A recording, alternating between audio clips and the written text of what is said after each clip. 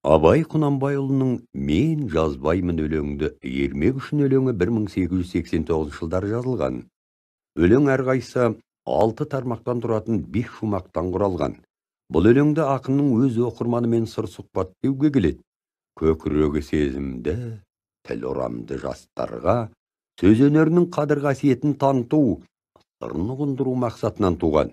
Мұнда ақын сөз өнерінің құдіретін зерделейді.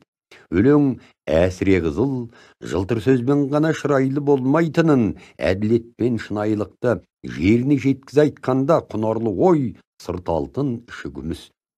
Сөз жақсысына, түбі терең мағынаға айналғанда ғана ел көкейіне қонатынын түсіндіреді.